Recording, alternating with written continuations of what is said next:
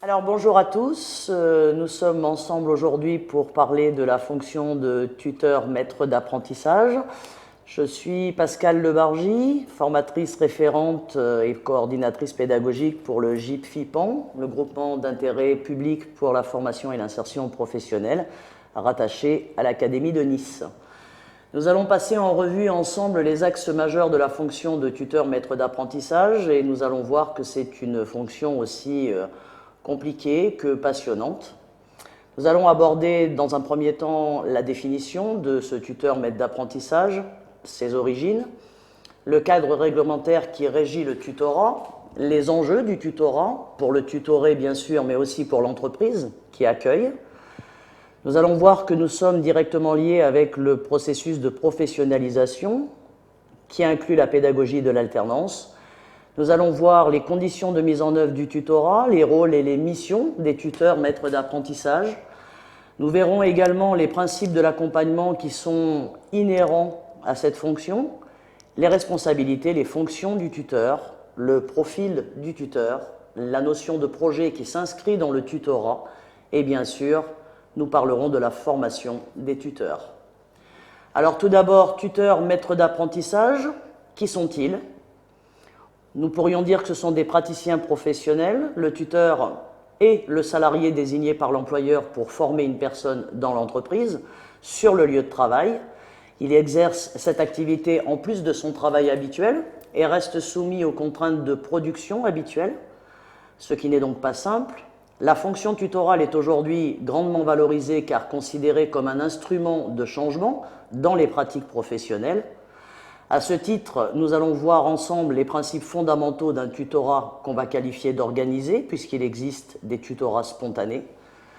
La mission et les activités du tuteur sont dépendantes, comme nous le verrons, du contexte culturel et du système de formation dans lequel elles s'inscrivent, mais sont centrées autour d'axes majeurs, notamment le management, la pédagogie et l'accompagnement social.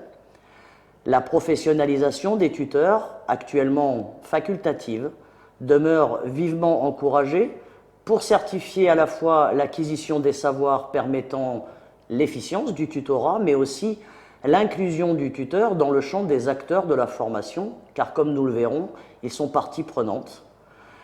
On va donc détailler ensemble les fondamentaux de cette activité afin d'en comprendre la richesse, mais aussi les difficultés. Un tuteur, un maître d'apprentissage, en termes d'origine, d'où ça vient? Le tuteur, ça vient du latin tutor, celui qui garde, celui qui protège, celui qui défend, celui qui a la conduite de la personne. C'est également dérivé de tutela, du verbe tueri, qui veut dire protéger. Le maître d'apprentissage, c'est une locution qui trouve son origine dans le compagnonnage. Les tuteurs et les maîtres d'apprentissage sont devenus des synonymes puisqu'ils s'inscrivent l'un comme l'autre dans le champ de l'apprentissage par alternance, au service d'une articulation qui serait optimale puisqu'elle est entre deux lieux distincts de formation, exclusivement à visée professionnelle. Est-ce qu'il existe une législation pour le tuteur et le maître d'apprentissage? Alors oui, il y a bien un cadre réglementaire. La présence de maître d'apprentissage est obligatoire dans le cadre d'un contrat d'apprentissage. Il a la responsabilité de l'apprenant qui lui est confié et doit activement contribuer à l'acquisition des compétences visées par le titre ou le diplôme préparé en liaison avec le Centre de formation pour apprentis, le CFA. Posséder un diplôme ou un titre relevant du domaine professionnel, correspondant à la finalité du diplôme ou du titre préparé par l'apprenti, il doit également justifier de 2 années minimum d'exercice d'une activité professionnelle qui est en relation directe avec la qualification visée par le diplôme ou le titre préparé. Le nombre d'apprentis qu'il a avec lui et qui est suivi par le maître d'apprentissage est limité à 2 apprentis. Éventuellement, il peut y avoir un redoublant. Le maître d'apprentissage, bien entendu, peut être le chef d'entreprise. Dans le contrat de professionnalisation, l'accompagnement du salarié est facultatif, mais il se trouve largement encouragé par les accords de branche. Il assure, il interagit avec l'organisme ou le service de formation chargé de mettre en œuvre les actions de professionnalisation. Il participe à l'évaluation du suivi de la formation. L'employeur désigne un salarié de l'entreprise ou assure lui-même le tutorat. Le tuteur qui est choisi doit absolument être volontaire pour assumer cette mission. Justifié d'une expérience professionnelle de 2 ans minimum également, comme le maître d'apprentissage, dans la qualification en rapport avec l'objectif de professionnalisation visé. Lorsqu'il est salarié, le tuteur ne peut exercer simultanément ses fonctions à l'égard de plus de 3 salariés. Le tutorat peut s'exercer dans tout type d'entreprise ou de structure, des entreprises privées à but lucratif ou à but non lucratif, et même des associations. Les structures peuvent avoir des tailles variées, d'une très petite entreprise à un grand groupe, et le tutorat est présent dans les différents secteurs d'activité économique. Il existe également une diversité de tuteurs en fonction du cadre dans lequel le tutorat s'inscrit. Le tutorat est présent dans le cadre des contrats d'apprentissage, des contrats de professionnalisation, mais aussi des périodes de stage. Il peut parfois exister sans être formalisé et il n'est pas toujours obligatoire dans le cadre de la formation ou du stage. Les modalités peuvent aussi être très variées en termes de durée, d'objectifs et de fonctions dévolues au tuteur. On va voir maintenant les principaux enjeux du tutorat. Il y en a 3. La professionnalisation, l'insertion professionnelle et l'emploi.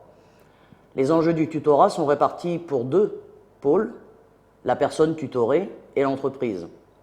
Pour la personne tutorée, la première des choses que permet le tutorat, c'est la découverte du monde du travail et de l'entreprise.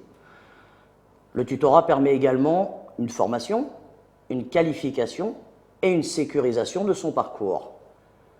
Elle permet donc l'insertion professionnelle et la socialisation, et aussi bien sûr l'acquisition ou le développement de compétences via une projection en emploi.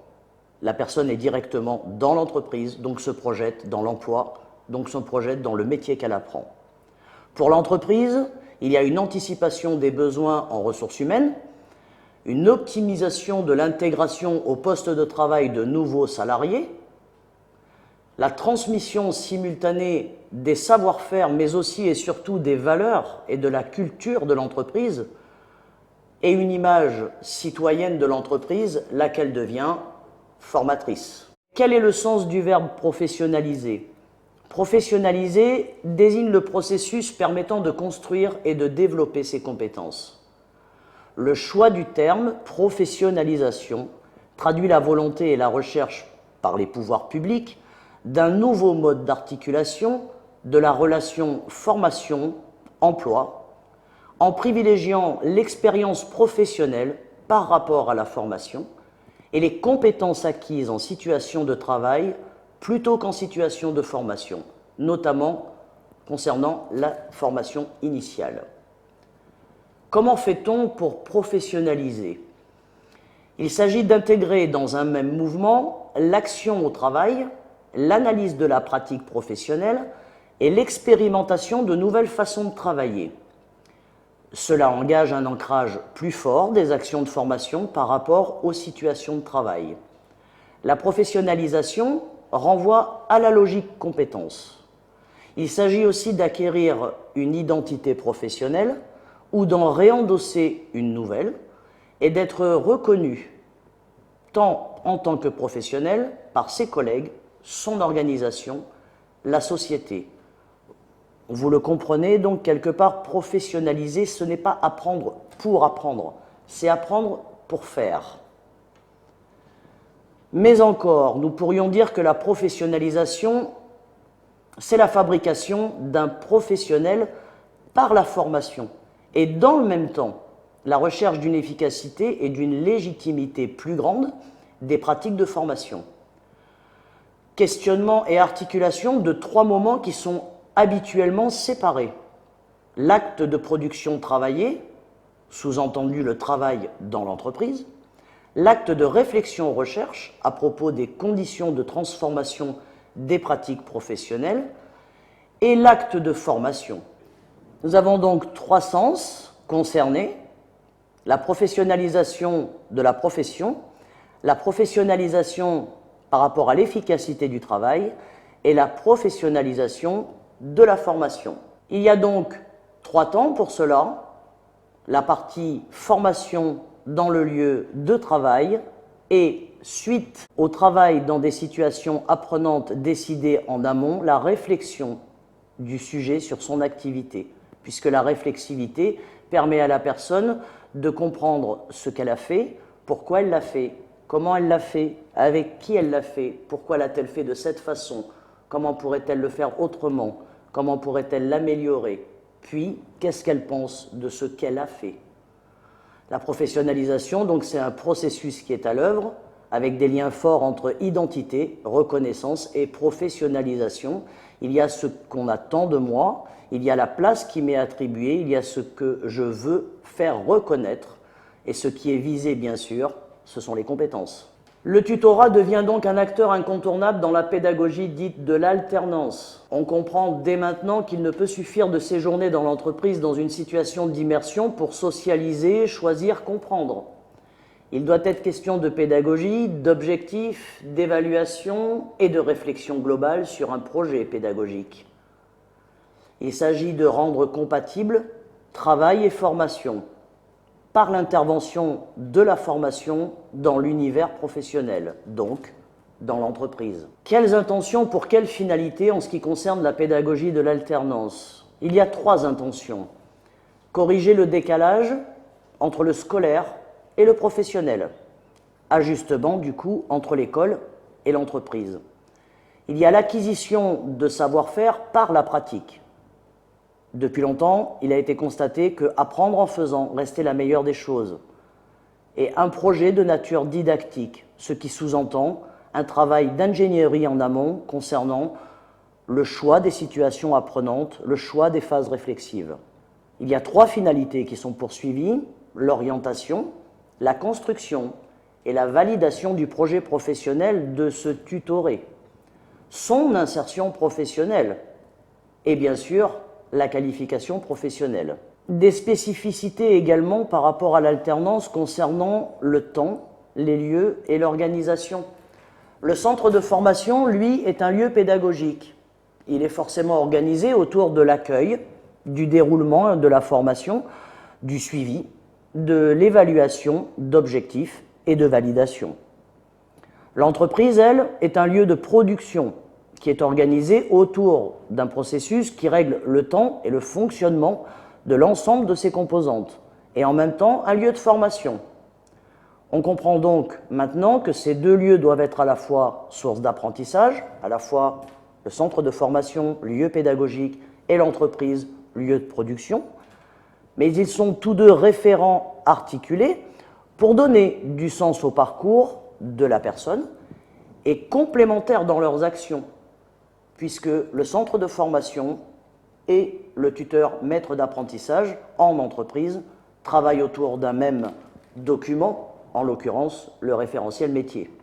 On comprend qu'il y a 3 principaux acteurs dans la pédagogie de l'alternance, et notamment en ce qui concerne le tutorat et l'apprentissage. 3 acteurs principaux qui sont interdépendants: le formateur dans le CFA, avec sa mission de formation, ses codes, son positionnement par rapport au savoir et aux techniques; le tuteur dans l'entreprise, avec sa technicité, son code de communication et ses repères, sa responsabilité professionnelle et son appartenance à un collectif de travail, et bien sûr l'apprenant, son histoire, ses cheminements, sa formation antérieure et sa demande. Alors la pratique de l'alternance, on l'aura compris, poursuit 3 logiques. La logique de la transmission du savoir, puisqu'il est question ici de faire en sorte que la personne acquiert des compétences par l'intermédiaire de la transmission du savoir d'un tuteur. La logique d'apprentissage des personnes, puisque personne n'apprend de la même façon et au même rythme. Donc comment cette personne apprend, s'adapter à sa méthode d'apprentissage. Et la logique de production des entreprises, laquelle ne s'arrête pas de travailler pour former les personnes. Ces 3 logiques renvoient donc aux intérêts respectifs de chacun des acteurs en jeu, mais en plaçant l'apprenant au centre des préoccupations et en instaurant un dialogue de tous les acteurs et une co-construction du processus d'apprentissage. Il est bien clair que les acteurs décident ensemble de ce qui va se passer dans l'entreprise et de ce qui se passe dans le centre de formation. La pédagogie de l'alternance, du coup, comme vous pouvez le voir sur ce schéma assez simpliste, nécessite des allers-retours permanents entre un établissement de formation et un contrat de travail en apprentissage ou en professionnalisation. Comme vous pouvez le voir, j'ai rajouté la FEST, qui est l'action de formation en situation de travail, laquelle, elle aussi, fait appel au tutorat, laquelle, elle aussi, fait appel à des situations de travail apprenantes qui nécessitent une ingénierie pédagogique, une définition du parcours individualisé du tutoré, laquelle met en place systématiquement, après chaque situation de travail apprenante, des phases réflexives pour lesquelles le tutoré est guidé par son tuteur. Et donc, en permanence, il va y avoir, d'un établissement à l'autre, de l'observation, de la confirmation des savoirs, de la réalisation d'activités, mais aussi de la conceptualisation et des nouvelles activités de plus en plus complexes. Comment on peut faire pour que l'alternance réussisse? Pour que l'alternance soit réellement formatrice de manière démocratique, il faut travailler sur cet enjeu pédagogique. Il est fondamental. Le transfert des savoirs, des savoir-faire, des compétences, de la situation de formation à la situation de production. Ce transfert ne peut être que dynamique. On n'apprend pas d'abord pour transférer ensuite. On apprend en comprenant comment on apprend, ce qu'on emprunte et qu'on utilise, pourquoi on l'utilise et ce que cela produit. On revient là du coup à la façon dont la personne apprend est différente d'un individu à l'autre.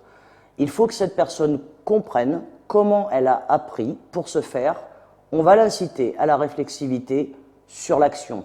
Le rôle fondamental dans l'alternance, il est dévolu au questionnement. Dans une formation alternée, le questionnement est absolument central. Il est fondamental, il est incontournable. À l'inverse du système classique où le formateur va interroger l'apprenant dans l'alternance, c'est l'alternant qui pose des questions aux adultes qui l'entourent. Le maître d'apprentissage, le tuteur, le formateur, le chef d'entreprise, l'équipe entière qui travaille sur les différents postes de travail de l'entreprise. L'apprenant questionne également son milieu de vie, son environnement, l'entreprise où il se situe. L'alternance pourrait être ainsi qualifiée entre autres de pédagogie du questionnement, mais aussi du coup de l'auto-questionnement. Une étape clé pour se développer car c'est le premier pas vers la réflexivité. Puisque je me questionne, c'est que je veux comprendre. Si je ne comprends pas de moi-même, je vais poser des questions. Donc se questionner, c'est déjà prendre la mesure des choses et prendre conscience. Du coup, par le biais de l'alternance, la personne devient actrice de son changement. Quelles sont les conditions de mise en œuvre du tutorat? Dans un premier temps, il va falloir analyser les besoins. Quels sont les besoins de recrutement à court, moyen, long terme, par exemple? Comment pourrait-on avoir un personnel qualifié, opérationnel? On va questionner la faisabilité et l'opportunité de l'alternance. Est-ce que c'est le meilleur format? Est-ce qu'on n'a pas meilleur temps de prendre quelqu'un tout de suite en CDD? Est-ce qu'on n'a pas meilleur temps de faire autrement que de former quelqu'un? On va définir des objectifs. Qu'est-ce qu'elle doit apprendre? Quelles sont les compétences principales pour l'entreprise? Qu'est-ce qu'on attend de nos employés? On va établir la planification des étapes et les délais.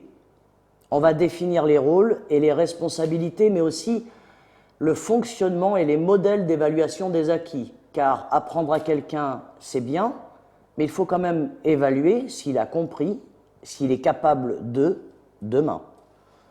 Relier le programme aux valeurs de l'entreprise, c'est aussi un enjeu, puisque chaque entreprise fonctionne à sa façon, à sa culture, à ses valeurs. On va également devoir choisir et préparer le tuteur à sa mission, ce qui n'est pas simple. Prévoir d'encadrer et de faciliter le travail du tuteur. Il faut que toute l'entreprise soit derrière cette personne.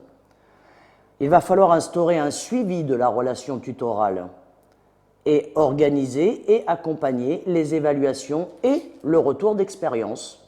Les rôles et les missions du tuteur, du coup, vont être principalement de favoriser la complémentarité entre le système formatif d'un côté et l'appareil productif de l'autre, en développant des situations formatives sur le lieu de travail, ce qui sous-entend mettre en place des situations de travail apprenantes. Toutes les situations de travail ne sont pas apprenantes. On va amener un individu vers un objectif qui est à caractère professionnel. Que vise cette personne? Un emploi, un diplôme, une qualification, une certification, dans tous les cas de figure, une évolution, avec des nouvelles compétences, des nouvelles attitudes professionnelles.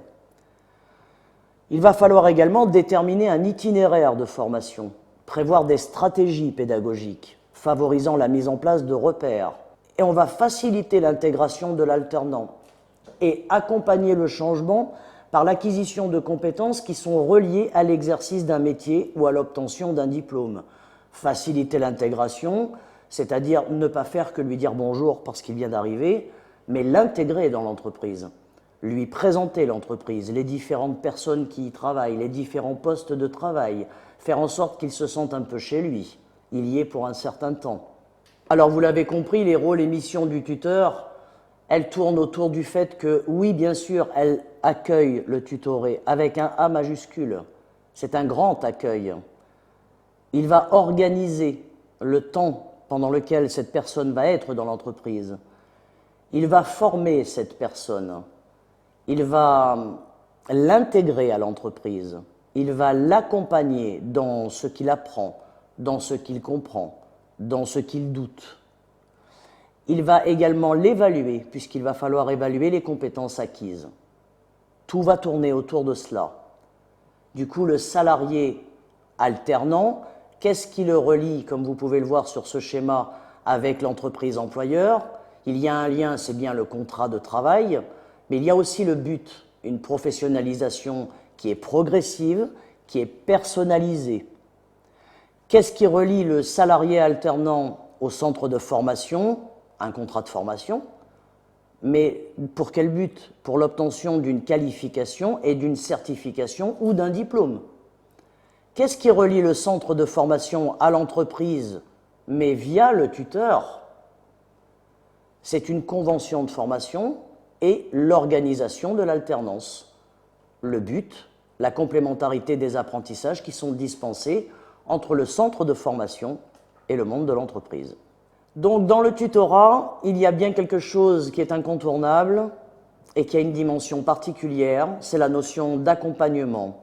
J'ai voulu mettre en avant le fait que cet accompagnement est situé, puisqu'il est précis, il est dans un contexte précis.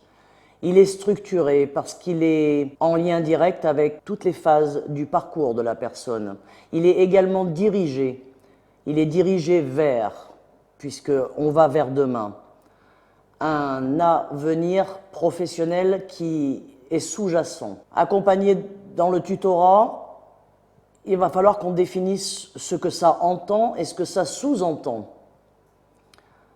Parmi les 1000 définitions qui existent sur le terme de l'accompagnement, on en a gardé un. L'accompagnement est une fonction qui, dans une équipe pédagogique, consiste à suivre un stagiaire et à cheminer avec lui pendant une période plus ou moins brève, afin d'échanger à propos de son action, d'y réfléchir ensemble et de l'évaluer. On verra finalement que cette définition de l'accompagnement rejoint la philosophie du compagnonnage, lequel estime qu'il y a 3 composantes qui sont indissociables de cette mission: apprendre, pratiquer et transmettre. Être avec et aller vers, c'est ce que nous dit Maëla Paul, qui est une grande spécialiste de la méthodologie de l'accompagnement. La définition du verbe accompagner confirme cette organisation du sens. Il s'agit dans l'accompagnement de se joindre à quelqu'un, il y a donc bien une dimension relationnelle, pour aller où il va et non pas où je veux qu'il aille. Donc il y a bien une dimension qui est temporelle et opérationnelle, en même temps que lui, à son rythme, à sa mesure, à sa portée. Le principe de base donc de cet accompagnement est que l'action se règle à partir de l'autre, de ce qu'il est, de là où il en est. Il y a donc 4 idées maîtresses qui traversent la méthodologie de l'accompagnement dans le cadre du tutorat. Dans un premier temps, la secondarité, celui qui accompagne est le second, c'est-à-dire le suivant et non pas le suiveur. Sa fonction est de soutenir au sens de valoriser celui qui est accompagné. Il y a l'idée du cheminement qui inclut un temps d'élaboration et des étapes qui composent la mise en chemin. Tout à l'heure, nous avions parlé de parcours, d'itinéraire. Le cheminement en question fait référence, sous-entendu, au balisage également quand on parle d'étapes qui composent la mise en chemin. Les étapes vont être progressives, elles vont être décidées en amont, elles vont être lourdes de sens. Il y a aussi un effet d'ensemble, parce que quelle que soit la dissymétrie relationnelle, l'action vise à impliquer les deux éléments à tous les stades de ce cheminement. Elle vise à impliquer à la fois le tutoré et le tuteur. Et il y a cette notion de transition qui est liée à une circonstance, à une actualité, un événement, une situation qui vient dire que tout accompagnement est temporaire. Il a un début, un développement et une fin. Donc vous l'avez compris, le tutorat implique bien le recours à un tiers, notamment le tuteur, et l'autorise à accompagner le professionnel qui est en devenir, donc le tutoré, vers, donc dans cette notion de direction, son avenir, ce qui n'est pas encore mais qui est sous-jacent. Ce qui sous-entend une ingénierie communicationnelle. On va analyser le travail pour établir un dispositif de formation avant la mise en œuvre du tutorat, ce qui sous-entend également la mobilisation de compétences pédagogiques et didactiques pour le tuteur, du moins pour les trois acteurs concernés, mais notamment le tuteur, ce qui sous-entend le fait de devoir valoriser les connaissances dans l'action et les savoirs sur l'action et pour l'action, puisqu'en fait, ce que l'on veut, c'est que la personne, effectivement, travaille, acquiert des savoirs, acquiert des compétences, mais comprenne comment elle les acquiert. Donc, elle va devoir réfléchir sur l'action qu'elle vient de faire, les savoirs qui sont impliqués pour réaliser cette action, et qu'est-ce que ça apporte à l'action. Elle va formaliser des savoirs pratiques aussi, par l'analyse des pratiques. Encore une fois, on va analyser la façon dont on fait, on va analyser pour savoir si on pourrait faire mieux ou faire tout simplement autrement. Et on va favoriser la mémorisation et la construction de sens. Comment? Par le biais de la réflexivité. La personne mémorise mieux lorsqu'elle s'arrête après avoir fait l'action et qu'elle réfléchit sur cette action. Le dispositif tutoral, il a pour fondement et pour finalité l'autonomie du tutoré, mais aussi sa créativité. Il peut être force de proposition.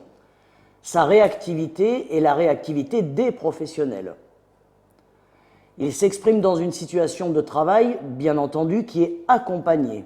Elle est provisoire et nous l'avons vu, elle est transitionnelle. Elle implique une posture de la part du tuteur qui est singulière, permettant à l'autre de prendre sa place, la sienne, avec un S majuscule.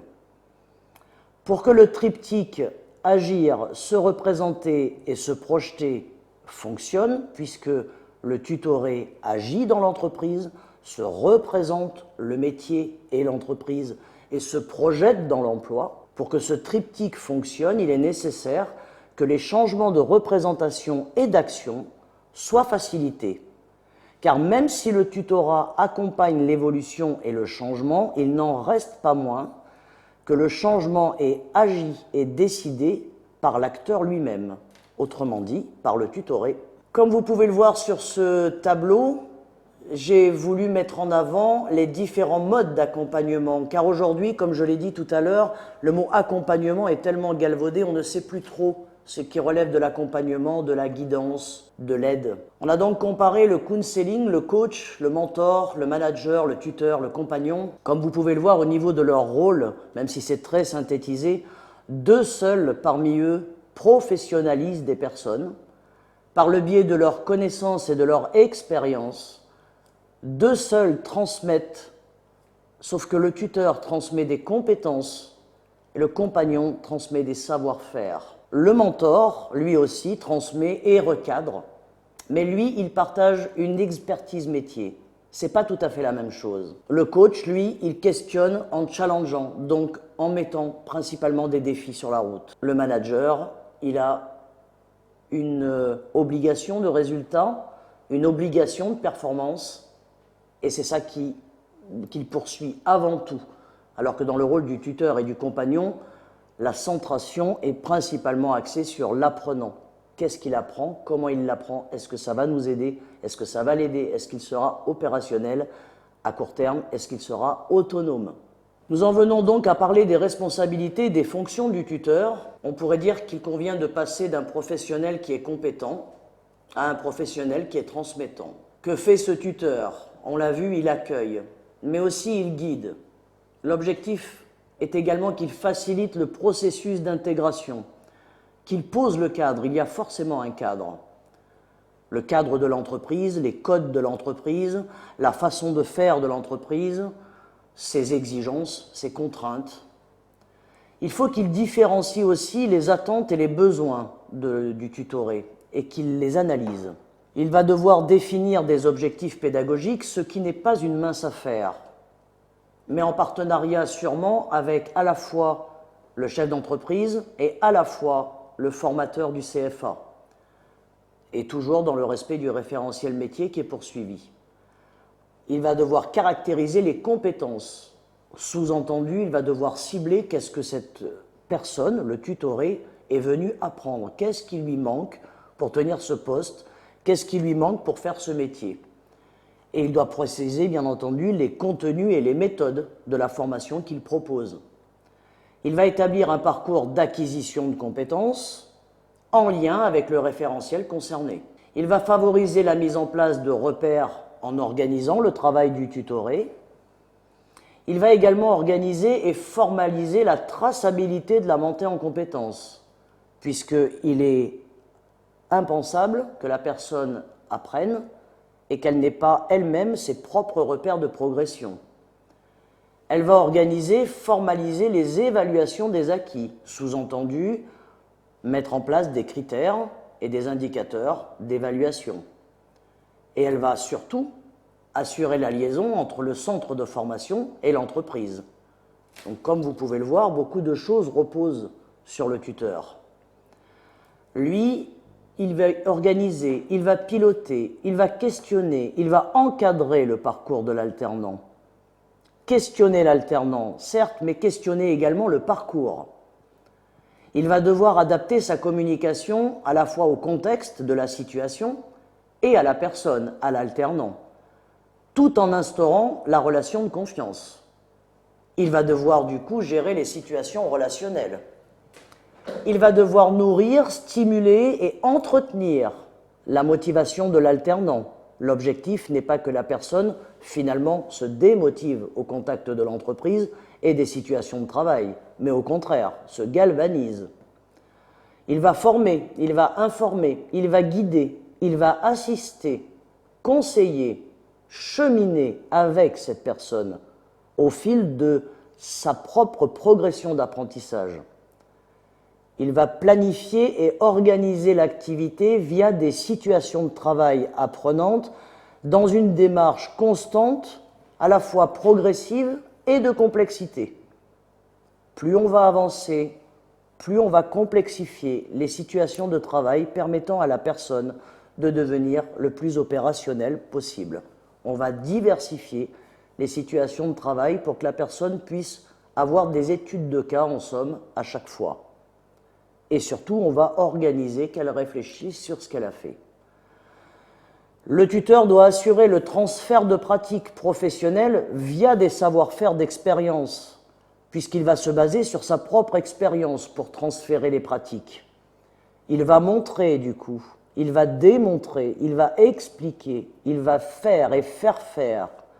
Il interroge, il expérimente, il vérifie, il facilite. Il fait tout cela en symbiose avec l'alternant. Il va évaluer les progressions de l'apprentissage de l'alternant. Il va accompagner et inciter l'alternant à la réflexivité et à l'auto-évaluation. Que penses-tu de ce que tu as fait? Que penses-tu de ton résultat? Que penses-tu de la méthode employée? Que penses-tu des outils utilisés? Que ferais-tu d'autre si tu devais le refaire? Utiliserais-tu les mêmes méthodes, les mêmes outils? Pourquoi? Il va renseigner des documents de suivi et de liaison. Du coup, on pourrait qualifier le tuteur de guide, de professionnel et de facilitateur. Le tuteur sera capable de comprendre la dimension et les conséquences de la mission. Ce n'est pas le copain de l'alternant. Ce n'est pas quelqu'un qui est là juste pour surveiller quelqu'un d'autre. C'est bien quelqu'un d'impliqué. Les deux personnes sont impliquées. Vers le projet professionnel du tutoré, ils sont tous les deux impliqués puisqu'ils sont tous les deux à l'origine d'une co-construction de parcours. Il devra s'investir dans la mission car il est, nous l'avons vu au préalable, volontaire et donc disponible pour assumer le tutorat. Si toutefois il n'était pas disponible, forcément l'entreprise doit le rendre disponible. Alors ce guide, ce professionnel facilitateur dont nous parlons, il devra également conscientiser les contraintes et les exigences du tutorat. Bien entendu, il faudra qu'il comprenne la dimension sous-jacente de cette fonction. Il faudra qu'il adopte également une posture pédagogique spécifique. Il ne faut pas oublier que ce tuteur, face à ce tutoré, est un référent professionnel, c'est un modèle. Et il faudra qu'il soit constamment, bien sûr, dans le non-jugement et dans la bienveillance de manière constante. Il faudra qu'il organise le séquencement des apprentissages. Il y a bien une fonction didactique et une fonction pédagogique. Il faudra qu'il ajuste, qu'il réajuste, qu'il diversifie le parcours, le programme en fonction des progrès du tutoré et des difficultés que ce dernier rencontre. Il devra trouver les moyens et les ressources nécessaires aux apprentissages, notamment lors d'organisation de situations de travail. Il devra entretenir le lien avec les parties prenantes, le formateur du centre de formation, le tutoré, et faire des liens entre la théorie, les théories et les pratiques pour donner du sens. S'il n'y a pas de sens, il n'y a pas d'apprentissage. Comme vous pouvez le voir sur ce schéma, le savoir, le pouvoir, le vouloir agir sont directement concernés. Ils sont une combinaison des ressources internes et externes pour créer la compétence. Le savoir, le vouloir et le pouvoir agir déterminent la compétence individuelle, laquelle résulte d'une responsabilité partagée entre l'individu et la hiérarchie. Il va donc y avoir de la part de l'individu des connaissances, des savoir-faire et des savoir-faire relationnels qui vont directement être au service de l'emploi, des fonctions de cet emploi, des missions, des activités, des tâches, des contraintes et de la hiérarchie dans cet emploi, pour qu'il puisse agir avec compétence. Car il ne faut pas oublier que quelqu'un qui veut agir et ne peut pas agir est bloqué. Quelqu'un qui peut agir et ne veut pas agir est bloqué. Quelqu'un qui sait agir, qui peut et qui veut et qui n'a pas l'occasion d'agir est tout autant bloqué. Du coup, le tutorat, via l'alternance, via les contrats d'apprentissage et de professionnalisation, permet à l'alternant d'agir, d'avoir l'occasion d'agir, de pouvoir et de vouloir agir, tout en sachant agir puisqu'il vient pour acquérir les compétences et savoir-faire nécessaires à l'action. Sur ce schéma encore, une compétence est une mobilisation d'un ensemble, les savoirs, les savoir-être et les savoir-faire, c'est contextualisé avec les ressources d'un environnement dans une situation professionnelle qui est totalement précise. La compétence est toujours construite, finalisée, elle est toujours observable puisqu'elle est évaluable.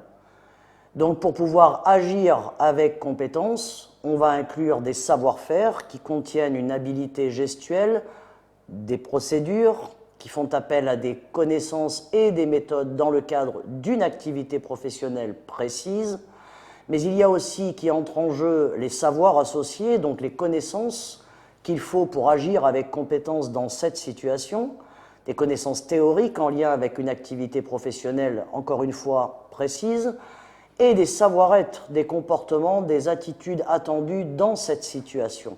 On va inviter ici la notion de projet, car du coup, dans le tutorat, il y a cette notion de projet. Il associe l'apprenant à l'élaboration des savoirs, caractéristique essentielle dans la pédagogie du projet.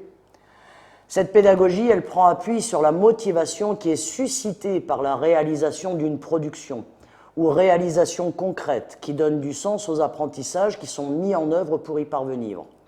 Autrement dit, le fait de faire quelque chose, de produire, et que ça serve tout de suite à l'entreprise, motive la personne, donne du sens à ce qu'elle apprend. L'approche par projet est une méthode dite active, il y en a beaucoup. On apprend par et on apprend dans l'action.